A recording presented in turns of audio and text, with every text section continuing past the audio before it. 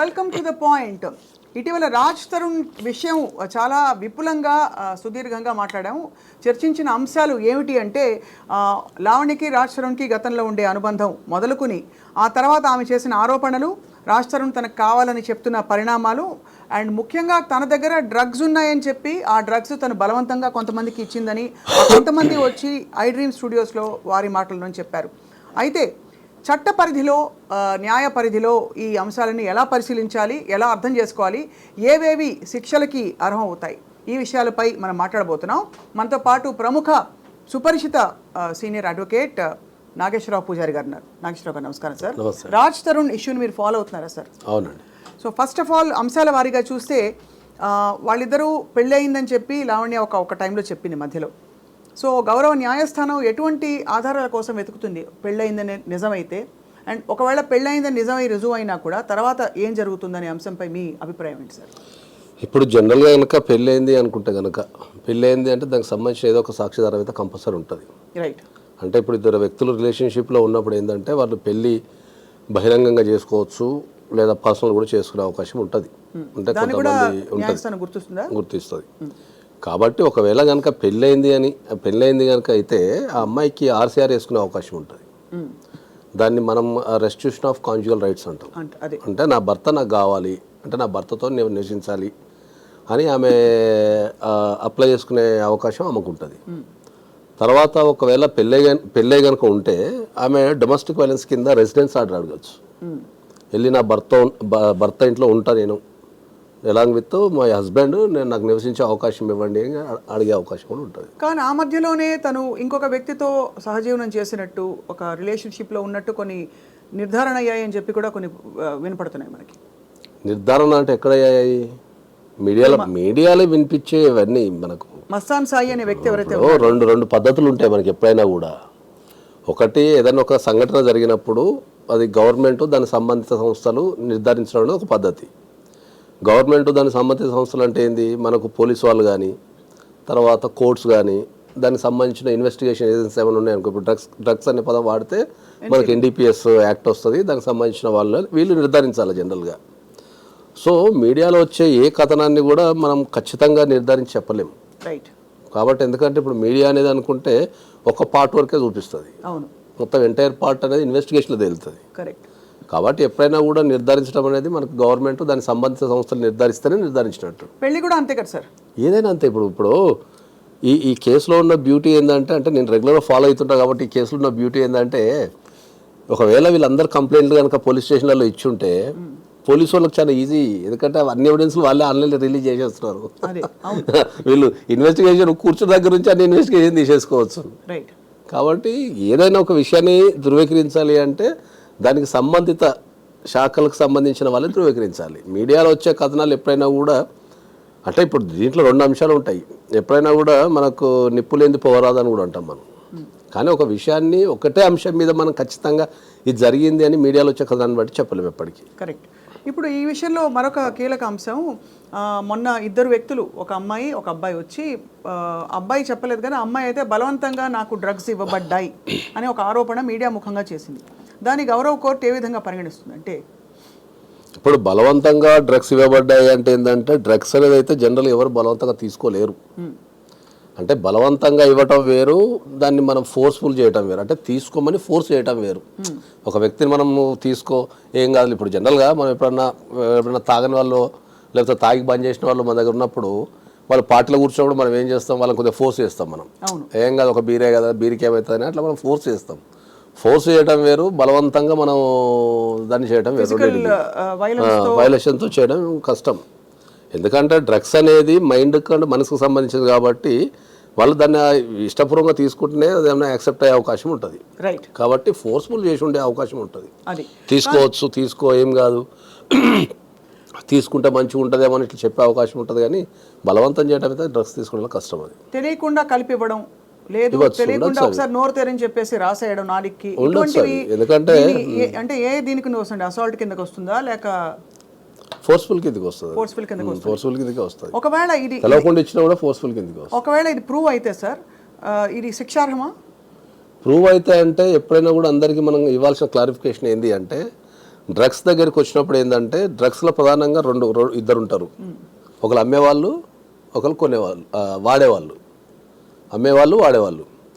అమ్మేవాళ్ళని మనం జనరల్ ప్లెడ్లర్ అని, లేకపోతే సెల్లింగ్ చేసే వాళ్ళని సెల్లర్ అని రకరకాలుగా పిలుస్తాము.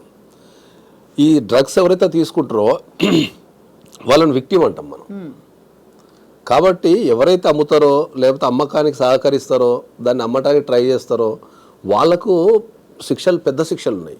పెడ్లర్స్కి చాలా పెద్ద శిక్షలు ఉన్నాయి. అక్కడ ఉన్న క్వాంటిటీని బట్టి, వాళ్ళు అమ్మే డ్రగ్ని బట్టి వాళ్ళకు బెయిల్ ఇవ్వటం కూడా చాలా కష్టం ఉంది ఈ రోజుల్లో. ఇప్పుడు మనం మాట్లాడుతున్న సమాజంలో ఇప్పుడు వాళ్ళకు డ్రగ్స్కి సంబంధించి బెయిల్స్ కూడా చాలా కష్టమవుతున్నాయి కోర్టులలో. సో కోర్ట్స్ కూడా ఏంటంటే డ్రగ్స్ అనేది తొందరగా బెయిల్స్ ఏమి ఇస్తాను లేవు. సో మ్యాక్సిమం శిక్ష పడే అవకాశాలు ఎక్కువ ఉంటాయి డ్రగ్స్లో. కానీ విక్టిమ్కి వచ్చారికి ఏమైంది అంటే ఏంటంటే విక్టిమ్కి ప్రాసిక్యూషన్ నుంచి ఎగ్జంప్షన్ ఉంది ఇందులో. సో ఇప్పుడు ఎవరన్నా ఒక డ్రగ్స్ తీసుకొని, ఎందుకంటే జనరల్గా డ్రగ్స్ గురించి ఎక్కువ మాట్లాడా, ఎందుకంటే చట్టంలో ఉన్న ప్రొవిజన్స్ చెప్తే ఇంకా వినియోగం పెరిగే అవకాశం ఉంటుందేమో అనే ఉద్దేశంతో ఎప్పుడు నేను మాట్లాడగానే. కాబట్టి ఎప్పుడైతే విక్టిమ్స్ ఉంటారో వీళ్ళకు ప్రాసిక్యూషన్ నుంచి మినహాయింపు ఉంటుంది. ఎప్పుడు వీళ్ళు డ్రగ్స్ తీసుకున్నాను ఒప్పుకొని ఒక 15 days 1 month రిహాబిలిటేషన్ సెంటర్లో వీళ్ళు గడపాలా, గడిపి అక్కడ నుంచి సర్టిఫికేట్ తెచ్చుకోవాలా, ఏమని మేము డ్రగ్ క్లియర్ అయిపోయినాం, డ్రగ్ ఫ్రీ అయిపోయినాం, వీళ్ళు ఇంకా డ్రగ్స్ తీసుకునే అవకాశం లేదు, వీళ్ళ మానసిక పరిస్థితి కానీ వీళ్ళకి అలవాటు లేదని చెప్పి వాళ్ళు సర్టిఫికేట్ ఇస్తే ఆ సర్టిఫికేట్ తీసుకెళ్ళి మనం కోర్టులో కానీ లేదా పోలీస్ స్టేషన్లో కానీ మన పేరు కనుక ఉంటే అక్కడ నుంచి మనల్ని మినహాయించే అవకాశం ఉంటుంది ఆ కేసు నుంచి. సో ఎప్పుడైనా డ్రగ్స్ అనేది వచ్చినప్పుడు మనం ఆలోచించాల్సింది ఏంటంటే వీళ్ళు ప్లెడ్లరా లేకపోతే వీళ్ళు విక్టిమ్సా, అంటే వాడే వాళ్ళని ఆలోచించాలా. రెండిట్లో ఏదో ఒకటే ఉంటుంది. అలా కాదు, పెడ్లర్ కాదు, అమ్మలేదు, కానీ వాళ్ళ పొజిషన్లో ఉండే డ్రగ్స్ని ఒక 2-3 స్నేహితులకి, కొంతమందికి బలవంతంగా, కొంతమందికి చొరవతో ఇచ్చారు. వాళ్ళని ఏమంటారు? ఇప్పుడు ఎవరిది పొజిషన్లోనన్నా డ్రగ్స్ కనుక ఉంటే చట్టంలో ఏంది అంటే మనం ప్రతిదానికి ఒకటి కమర్షియల్ క్వాంటిటీ అని ఉంటుంది. అదే అంటే ఇప్పుడు గాంజా ఉందనుకో, ఒక వ్యక్తి ఎంతవరకు క్యారీ చేయొచ్చు, ఇట్లా రకరకాల డ్రగ్స్ ఎంతవరకు క్యారీ చేయొచ్చు, అసలు క్యారీ చేయకూడదు అనేది చట్టంలో స్పష్టంగా నిర్వచించిన టేబుల్ ఉంది. అవును. సో ఆ క్యారీ చేసినంత వరకు అయితే వాళ్ళు విక్టిమ్ కిందనే వచ్చే అవకాశం ఉంటుంది. ఒకవేళ వాళ్ళు వాడితే, అంతకంటే మించి ఉంటే వాళ్ళని కంపల్సరీ పెడ్లర్ కిందనే గుర్తిస్తారు. పెడ్లర్ కింద గుర్తిస్తారు. వాళ్ళు అమ్మిన అంటే డబ్బులు తీసుకున్నా లేకపోయినా పొజిషన్లో ఉంది అంటే దాని అర్థం నీ పొజిషన్లో చట్టానికి మించిన పరిమితి నీ దగ్గర ఉంది అంటే నువ్వు ప్లెడ్లర్ అయితే నీ దగ్గర ఉంటుంది. ఇప్పుడు ఈ అంశం మాట్లాడుతూ మొన్న లావణ్య గారు కూడా ఏమన్నారంటే దట్ ప్రీతి ఎవరైతే ఆరోపణ చేస్తున్నారో ఇలాగ తనకి బలవంతంగా డ్రగ్స్ ఇచ్చారు, చాలా కాలం పాటు డ్రగ్స్ ఇచ్చారు, తను రీహాబిలిటేషన్ సెంటర్కి వెళ్ళి నయం అయ్యి అందులో డిఎడిక్ట్ అయ్యి బయటకు వచ్చి సర్టిఫికేట్తో పాటు హీఈస్ అవుట్ రైట్ నౌ.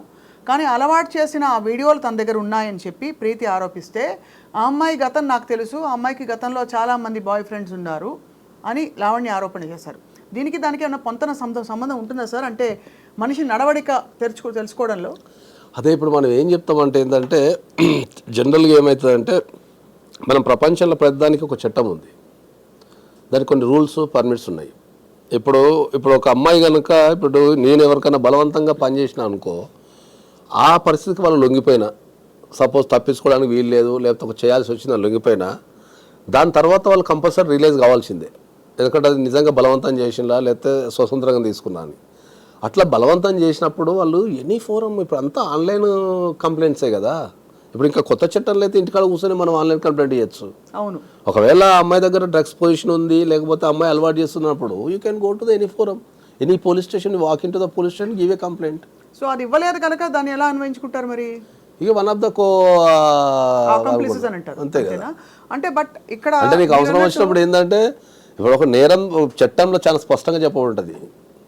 ఒక నేరం చేసినోనికి ఎంత శిక్ష పడుతుందో ఆ నేరం జరుగుతుందనో జరిగిందనో చెప్పని వాళ్ళకు కూడా అంతే శిక్ష ఉంటుంది. అంటే నేరం జరగబోతుందని నీకు తెలిసి చెప్పకపోయినా అంతే శిక్ష. కానీ అది బెదిరింపుకి లోనయ్యి ఆ బెదిరింపు వల్ల నేను బయట చెప్పలేదు, మా వ్యక్తిగత జీవితాలని ఎక్కడ బయట పెడతారని ఆ బెదిరిస్తూ మా ఫోన్లు లాక్కుని ఇలా చేశారనే ఆరోపణని దాన్ని ఎంతవరకు తావిస్తుంది? ప్రాక్టికాలిటీ ఆలోచించండి. ఈ రోజులలో ఫోన్లు లాక్కోవడం అనేది, బెదిరించడం అనేది ఒక వ్యక్తిని మనం బంధించగలుగుతామా? ఇప్పుడు నా ఫోన్ ఉంది అనుకుందాం, ఇప్పుడు నన్ను బెదిరించారు, మీరు బెదిరిస్తే నేను ఇక్కడ నుంచి ఒక 100కి కాల్ చేయలేనా? లేకపోతే ఒక వాట్సాప్కి నేను ఒక మెసేజ్ పెట్టలేనా? ఇప్పుడున్న డిపార్ట్మెంట్లు, మ్యాక్సిమం డిపార్ట్మెంట్లు ఇంక్లూడింగ్ ఏసీబీ అనుకోండి, నార్కోటిక్స్ అనుకోండి, తర్వాత పోలీస్ వ్యవస్థ కానీ ప్రతి పోలీస్ స్టేషన్కి వాట్సాప్ ఉంది, షీ టీమ్స్కి వాట్సాప్ ఉంది. అవును. ఒకవేళ ఇవ్వాలనుకుంటే కంప్లైంట్ ఎక్కడి నుంచి అని ఇవ్వచ్చు నువ్వు. సో అయితే మరి ఇందులో డ్రగ్స్ పొజిషన్లో ఉన్న వాళ్ళు శిక్షార్హులు. డెఫినెట్లీ పోలీసు వాళ్ళు కనుక ఫైండ్ అవుట్ చేస్తే డెఫినెట్లీ పోలీసు వాళ్ళు ఫైండ్ అవుట్ చేస్తే గతంలో ఒక మోతాదు దొరికింది కాబట్టే ఆ ఫలానా సదరు వ్యక్తి లావణ్య అనే అమ్మాయి కొంత రిమాండ్లో ఉన్నారు కొంతకాలం పాటు, 45 days. ఒకవేళ ప్లెడ్లర్ కింద దొరుకుంటూ ఉండొచ్చు అంతే. అంటే ఆ కేసుకు సంబంధించి అయితే నాకు ఐడియా లేదు. దాని వరకు అయితే జైలుకి వెళ్ళిందని అవగాహన అయితే ఉంది నాకు. అంతేగాని ఎన్ని రోజులు వెళ్ళింది అక్కడ దా కేసు, ఏం డ్రగ్స్ పట్టుబడ్డాయి, లేకపోతే ఎందుకు 45 days ఉండాల్సిందో నాకు ఐడియా లేదు. కాకపోతే అక్కడ ఒకవేళ ప్లెడ్డర్ కానీ వాళ్ళకి సహాయకుడు కానీ ఉంటే కొద్దిగా ఎక్కువ రోజులు పెట్టే అవకాశం ఉంటుంది. గౌరవ న్యాయస్థానాలు ఎప్పుడూ కూడా సమాజ పరిరక్షణ అలాగే దేశ భద్రత గురించి ప్రాథమికంగా ఒక మౌలికంగా ఆలోచిస్తుంది కాబట్టి ఈ మొత్తం వ్యవహారం నాగేశ్వరరావు గారు మీరు చూస్తూ వచ్చారు. ఎక్కడెక్కడ పొరపాట్లు జరిగాయంటారు? అంటే తెలుసో తెలియక కొంత అందరూ ఇన్వాల్వ్ అయిపోయి ఒక పాయింట్ అయ్యాక వాళ్ళు తప్పుకొని ఇది ఇలా అవుతుందంటారా, లేక బలవంతంగా నిజంగానే అందరినీ ఇన్వాల్వ్ చేయబడి ఈ విధమైన, అంటే ఎందుకంటే చిక్కుముళ్ళు చాలా ఉన్నాయి. ఫలానా వ్యక్తికి ఏదో రిలేషన్షిప్ ఉందని, ఆ రిలేషన్షిప్ ఉండబట్టి ఎక్కడో రేప్ కేసు అటెంప్ట్ కూడా ఉందని చెప్పి ఆ కేసు పెట్టడం లావణ్య, మస్తాన్ సాయి అనే వ్యక్తి, ఇవన్నీ ఇన్వాల్వ్ అయిపోయాయి చిక్కుముళ్ళు. ఇందులో ఈ కేసు ఆత్మ ఏమిటి మీ దృష్టిలో sir? What is the most important thing ఇందులో? ఇప్పుడు దీంట్లో మీరు అడిగింది ఏంటి అంటే, ఇప్పుడు ఒక్కొక్క ఈ సమస్యని మనం చాలా కోణాల నుంచి చూడాల్సి వస్తుంది. అవును. ఒక అడ్వకేట్ కింద చూస్తే ఒక రకంగా అనిపిస్తుంది, కరెక్ట్. సామాజిక పరంగా చూస్తే ఇంకో రకంగా అనిపిస్తుంది, చట్టపరంగా చూస్తే ఇంకో రకంగా ఉన్నది, అవును, మీడియా పరంగా చూస్తే ఇంకో రకంగా ఉన్నది. అవును. దీన్ని ఏ కోణాల నుంచి మనం విశ్లేషించాలి దీన్ని ప్రధానంగా?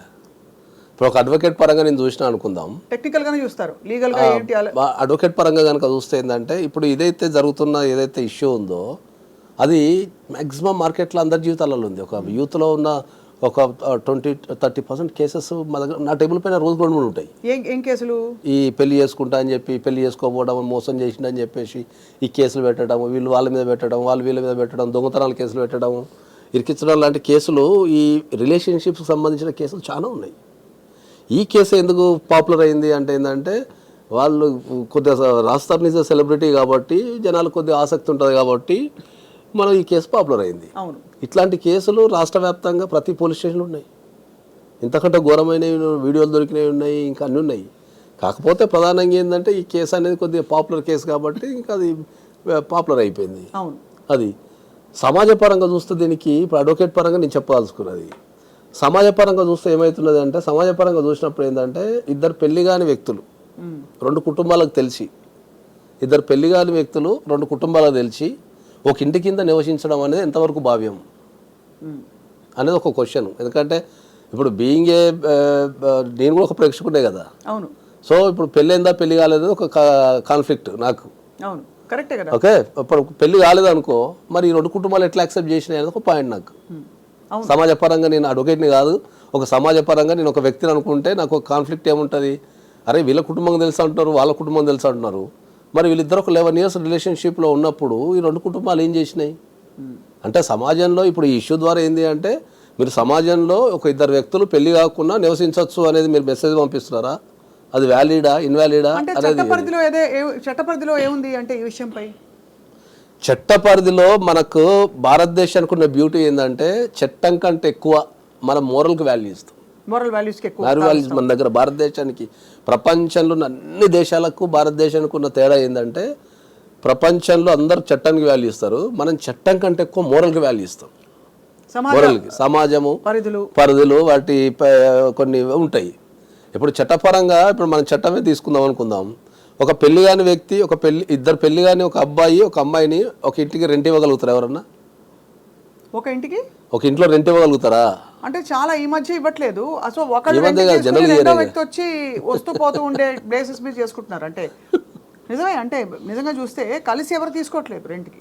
కలిసి తీసుకోవడం లేదు, మనం చట్టము మొరల్ మాట్లాడుతున్నాం. చట్టము మొరల్ మాట్లాడేటప్పుడు ఇద్దరు పెళ్లి కాని వ్యక్తులు పోయి రెంట్కు తీసుకునే అవకాశం ఉందా?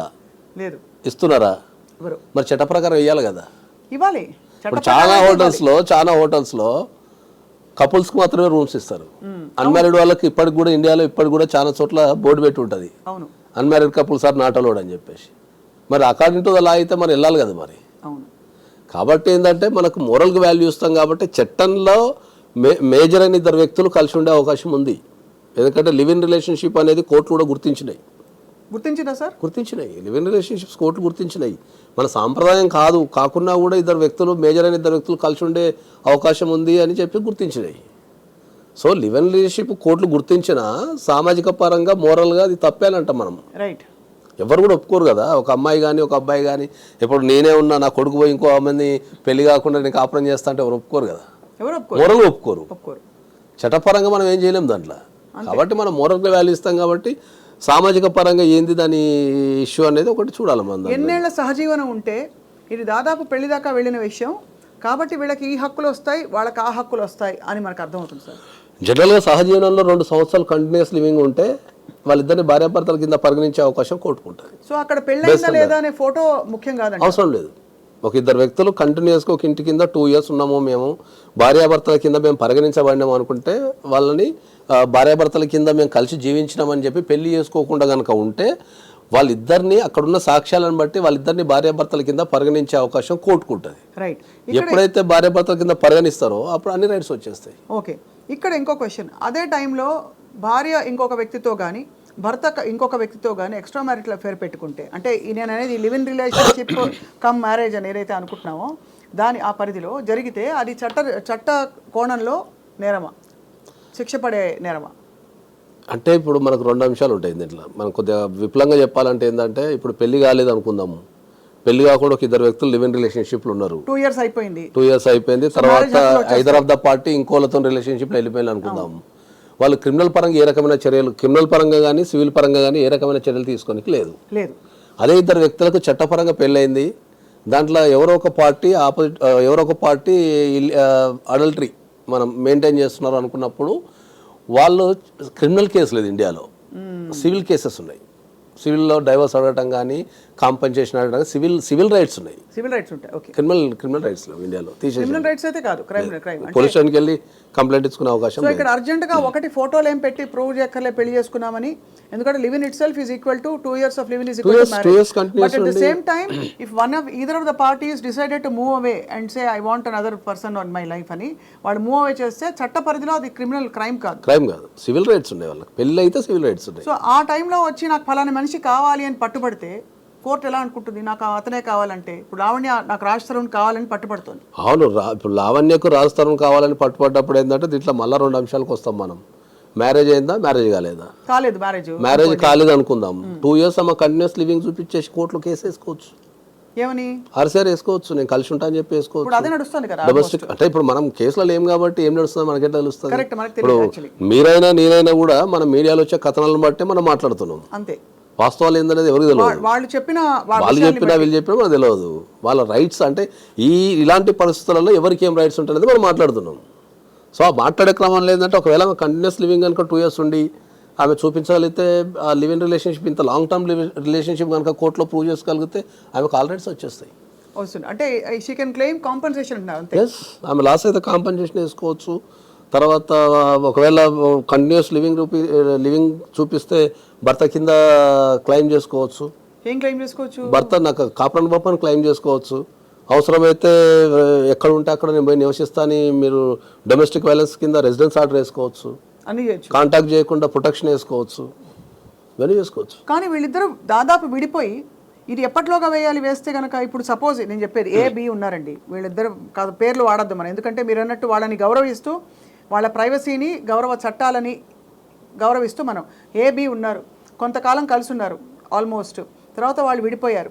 ఆ విడిపోయిన కొంతకాలం తర్వాత ఒక 2-3 ఏళ్ల తర్వాత ఒకళ్ళు సడన్గా మేల్కొని నాకు అతనే కావాలి, అతను వేరే రిలేషన్షిప్ పెట్టుకుని వెళ్ళిపోయాడు అని అంటే ఇజ్ దట్ వ్యాలిడ్? ఎందుకంటే 2 ఏళ్ళు 3 ఏళ్ళు ఊరుకుని లేదు గ్యాప్ వచ్చిన తర్వాత 2 years 3 years కలిసిన తర్వాత ఆ రిలేషన్షిప్ అనేది కంటిన్యూ అవుతుంటే మీకు వేసుకోవచ్చు. దాన్ని కంటిన్యూ కాలేదనుకో, మధ్యలో కంటిన్యూ కాకపోతే మళ్ళీ అది క్వశ్చనబుల్ అయిపోతుంది.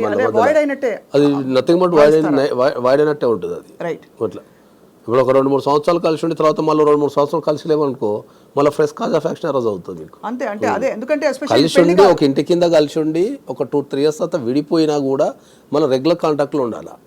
అది రెగ్యులర్ కాంటాక్ట్ మళ్ళీ క్లెయిమ్ చేసుకోవచ్చు. రెగ్యులర్ కాంటాక్ట్ లో లేని పక్షంలో మళ్ళీ డిసాల్వ్ అయిపోయిన రిలేషన్షిప్ పరిగణించడానికి ఎక్కువ తావు ఉంటుంది. ఎక్కువ. సో మొత్తానికి సార్ అంటే చాలా ఆందోళనకర విషయం ఏంటంటే సార్, ఇవన్నీ మనం ఇవాళ న్యూస్ రూమ్లో కూర్చుని ఈ లివింగ్ ఇన్ కావచ్చు, ఇది ఏదో పెద్దరికంగా ఎవరో ఏదో హితబోధ చేస్తున్నట్టు కాదు, కానీ సమాజ పరిధిలో ఇదివరకు లేని విషయాలు చాలా మాట్లాడుతున్నాం. ఇవాళ డ్రగ్స్ వాడకం సర్వసాధారణం, ఇంట్లో కూర్చుని ఏదో డ్రింక్ తాగినట్టు, కూల్ డ్రింక్ తాగినట్టు డ్రగ్స్ వాడేస్తున్నారు ఇంట్లో, పార్టీస్ అట్లా అయిపోయే కల్చర్. ఏంటి sir, what is the solution to this చెప్పండి నాగేశ్వరరావు గారు. సొల్యూషన్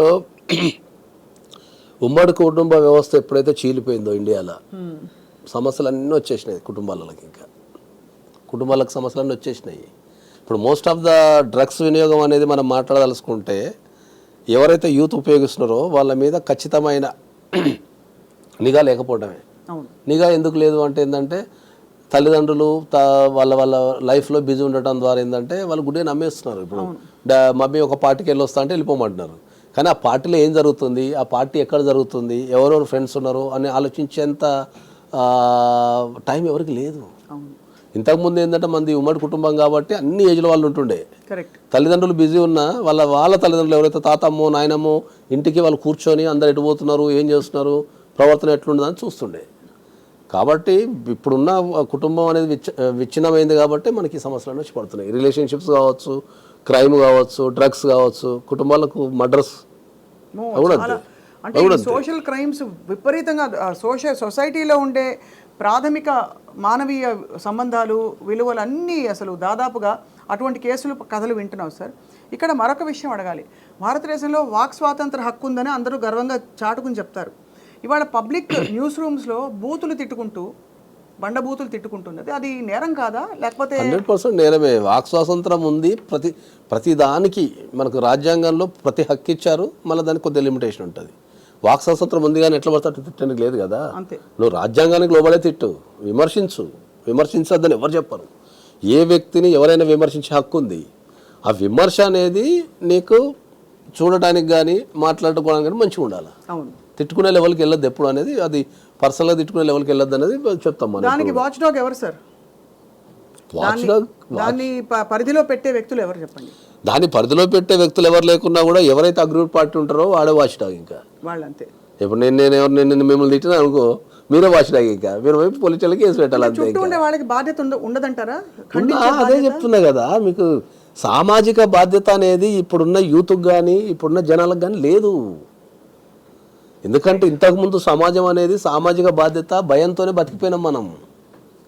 మీకు నేను కొన్ని లక్షల ఉదాహరణలు చెప్తాను మీకు, సామాజిక బాధ్యత లేదు అంటే లక్షల ఉదాహరణలు చెప్తాను నేను మీకు.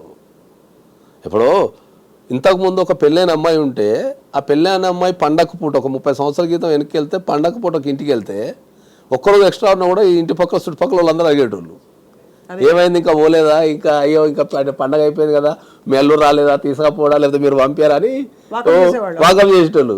ఆ భయానికి బస్సు ఎక్కిస్తుండే, అర్థమైందా? అది సామాజిక బాధ్యత. ఇప్పుడు పెళ్లి చేసుకున్న తెల్లారి నుంచి ఇంటున్నా ఎవరు అడుగుతలేడు. ఏమంటున్నారు, నాకెందుకు ఆమె పెళ్లి చేసుకోకపోతే నాకెందుకు, చేసుకోకపోతే నాకెందుకు అనే భయం అంటే వీళ్ళు కూడా అంతే అయిపోయారు. ఇంకా అట్లనే ఇప్పుడున్న యూత్ కూడా ఉన్న ఎన్నో ప్రొవిజన్స్, రకరకాల చట్టపరంగా రకరకాల ప్రొవిజన్స్ అన్నీ ఉన్నా కూడా వాడు అక్కడ కూర్చుంటాడు, విమర్శిస్తాడు తప్ప ఒక అడుగు ముందుకెళ్ళాడు. ప్రభుత్వాలన్నీ సరిగ్గా నిలవడానికి మనకు ఆర్టీ యాక్ట్ పెట్టారు, వాచ్ డాగ్ అని చెప్పారు ఇంతకుముందు. అంతే, వాచ్ డాగ్ అందరున్నా కూడా మన ప్రతి పౌరుడు వాచ్ డాగే టు ద గవర్నమెంట్. కరెక్ట్. ఏ డిపార్ట్మెంట్ అయినా ఏ టైం అయినా పోయి క్వశ్చన్ అడిగి నాకు పలానా ఇన్ఫర్మేషన్ ఇవ్వాలంటే ఇవ్వాలి వాళ్ళు తప్పకుండా. కరెక్ట్. మరి ఎన్ని ఆర్టీ అప్లికేషన్లు మన సోకాల్డ్ యూత్ ఎన్ని ఆర్టీ అప్లికేషన్లు వేసి ఇప్పుడు రోడ్లు బాగాలేవని తిట్టుకుంటున్నాం, కానీ మరి రోడ్డుకు సంబంధించి ఏమైంది, మరి దీనికి ఎందుకు వేస్తలేరు రోడ్లు, మరి మా ట్యాక్స్ పన్ను ఏమైందని ఎవరు అడుగుతున్నారు? కాబట్టి వాచ్ డాగ్ అనేది సమాజంలో అందరం వాచ్ డాగ్. చాలా మొత్తానికి సార్ బాధాకరమైన పరిణామాలు ఏంటంటే యువత వాళ్ళు ఇప్పుడు వాళ్ళ పేరెంట్స్కి ఎంత కడుపు కోత అనిపిస్తుంది. వాళ్ళు బయటకు వచ్చి సరే వేరే వాళ్ళు అలవాటు చేశారో, వాళ్ళు అలవాటు బారిన పడ్డారో, ఏదైనా సరే పిల్లలకి దురలవాట్లు లేకపోతే హానికరమైన అలవాట్లు ఉన్నాయంటే తల్లులకి తండ్రికి బాగా గుండె తరుక్కుపోతుంది సార్. నేను అందరికీ చెప్తున్నా ఏంటంటే కొద్దిగా పిల్లల మీద ఎప్పుడు కూడా దృష్టి పెట్టమని చెప్తాను నేను కంపల్సరీ. కాలేజీలలో కానీ, ఇంజనీరింగ్ కాలేజీలో కావచ్చు, మెడికల్ కాలేజీలో కావచ్చు, తర్వాత వీళ్ళు వెళ్ళే పార్టీస్ కానీ, ఈ పబ్స్కి వెళ్ళినప్పుడు కానీ ఖచ్చితంగా వాళ్ళని ఒక వేయగలిగితేనే రేపు ఎవరికి ఆ కడుపు కోత అనేది ఉండదు. అది నేను చెప్పేది. రైట్ నాగేశ్వరరావు గారు, చాలా ఆలోచింపజేసే విషయాలు. అంటే చట్ట పరిధిలో వచ్చే విషయాలు కొన్ని టెక్నికల్గా ఉన్నా ఉండకపోయినా సమాజ పరిధిలో కొన్ని అన్యాక్సెప్టబుల్, తప్పు రైటు శిక్షలు పడతాయని పక్కన పెడితే అన్యాక్సెప్టబుల్ విషయాలు ఇంకా చలామణి అవుతున్నాయి. వాటికి మేబీ శిక్ష పడకుండా తప్పించుకోవచ్చు, కానీ గౌరవము, హుందాతనము, ఇంకా తర్వాత విలువలు కోల్పోయి బ్రతకడం అన్నది కూడా అది అంత శ్రేయస్కరమైన పరిణామం కాదు. ఎందుకంటే వాళ్ళ ద్వారా ఇంకా తర్వాత తరాలకి, వాళ్ళ పిల్లలకి వాళ్ళు చెప్పుకునే నేను అది చాలా సందర్భాల్లో అందరికి చెప్తాను. నేను వ్యక్తిగత విషయం వేరు, సామాజిక పరమైన విషయం వేరు అని చెప్తాను. నేను ఇప్పుడు వ్యక్తిగత విషయాన్ని ఎప్పుడు కూడా మీడియాకి ఇవ్వద్దని చెప్తాను ఎప్పుడు. ఓకే, ఎందుకంటే ఇప్పుడు సామాజిక పరమైన ఇష్యూలు అంటే ఏంటంటే ప్రపంచానికి తెలవాలా, ఏం తప్పు జరుగుతుంది, ఏం తప్పు జరగటం లేదన్నది ప్రపంచానికి తెలవాలి. కాబట్టి అది మీడియాకి ఇవ్వడంతో, మీడియాలో చర్చ జరగడంతో బాగానే ఉంటుంది. వ్యక్తిగత విషయాలు ఏవైతే ఉంటాయో అవి మనం ఒక వ్యక్తి మీద పగ తీర్చుకోవడానికో లేకపోతే ఇబ్బంది పెట్టడానికో మనం మీడియాకి వెళ్ళడం ద్వారా, ఇప్పుడు మీడియాలో ఉన్న రికార్డులన్నీ అట్నే ఉండిపోతాయి కదా. రేపు ఇంకా 10 ఇయర్స్కో 5 ఇయర్స్కో ఏదో ఒక సంఘటన జరిగినప్పుడు ఎవరో ఒకరు గుర్తు చేస్తూనే ఉంటారు. వాళ్ళు రేపు పెళ్లి చేసుకున్న క్యారెక్టర్ అసోసియేషన్ అన్నీ జరుగుతుంటాయి. కాబట్టి తప్పకుండా చేయకూడదు. మీడియా కూడా నియంత్రణ పెట్టుకోవాలి కదా సార్. ఇక మీడియాని నియంత్రించడం కష్టం లేదు ఇంకా, ఎందుకంటే దాన్ని అన్ని రకాల చేతుల నుంచి వెళ్ళిపోయింది. కాబట్టి కనీసం ఒక చెప్పు చూపించకపోతే ఆ మాత్రం డ్రామా లేదా అనే చందంగా తయారైంది చాలా వరకు మీడియా. దానికి మీడియా కూడా నియంత్రించుకోవాలి. మనం ఏ సంస్కారం చూపిస్తున్నాం. కాకపోతే నేను అందరికి చెప్పేది ఏంది అంటే, ఇట్లాంటి ఇష్యూస్ ఉన్నప్పుడు మనం కోర్టు నుంచి ఇంజెక్షన్ ఆర్డర్ తెచ్చుకోవచ్చు ముందే. ఇది చాలా ఇంపార్టెంట్ పాయింట్. ఇది చాలా మందికి తెలియదు. విషయం ఏంటంటే, నేనే స్వయంగా ఇట్లాంటి ఒక 2 టాప్ మోట్ ఇష్యూలలో నేనే పోయి ఇంజెక్షన్ ఆర్డర్ తెచ్చిన. ఏం ఇంజెక్షన్ ఆర్డర్ అంటే ఏంటంటే, నా గురించి ఎక్కడ మాట్లాడడానికి లేదు అని చెప్పేసి తెచ్చిన. నేను ఏ మీడియాలో కానీ శాటిలైట్లో కానీ ఎక్కడ ప్రెస్ మీట్ పెట్టడం కానీ, నీకేమైనా నా వల్ల ఇబ్బంది కలిగితే, నా వల్ల అన్యాయం జరిగితే నువ్వు కోర్టుకు వెళ్ళు లేదా పోలీస్ స్టేషన్కి వెళ్ళు.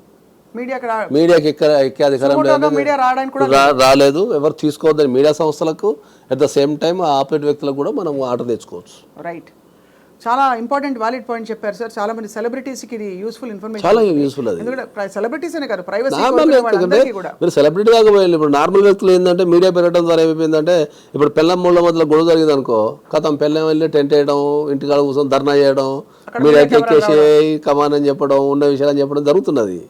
కాబట్టి ఇది ఒక సామాన్య వ్యక్తికి ఎట్ ద టైం సెలబ్రిటీస్ కూడా పనిచేస్తారు. కోర్టులలో జరిగే డిలేస్ వల్ల సత్వర న్యాయం కావాలి, అటెన్షన్ రావాలి ఈ కేసు కానీ చాలా మంది స్వచ్ఛందంగా వెళ్ళి అందుకే వాళ్ళు అలా చేసుకుంటున్నారు. కోర్టులలో డిలే ఉన్నమాట వాస్తవం, కానీ ఇప్పుడు అంతా డిలే లేదు, ఒకప్పుడున్నంత డిలే లేదు. అక్కడ కూడా టెక్నాలజీ పెరిగింది, అక్కడ కూడా స్పీడప్ చేస్తున్నారు, అక్కడ కూడా టార్గెట్స్ అవి ఇవి అన్నీ ఉన్నాయి. సో జనాలు అనుకున్నంత పెద్ద డిలే ఏం లేదు కోర్టులలో. కాకపోతే ఆయంత టైం కూడా ఆగే ఓపిక ఎవరికి లేదు. రైట్, నాగేశ్వరరావు పూజారి గారు, ధన్యవాదాలు సార్. మీరు expert on so many issues, especially marriage and డివోర్స్కి సంబంధించిన ఇష్యూస్లో ఇవాళ చాలా కొత్త కోణం చూపించారు ఇవాళ ఈ జరుగుతున్న ఈ డెవలప్మెంట్స్లో. థ్యాంక్ యూ వెరీ మచ్, ధన్యవాదాలు. And thank you all for watching to the point.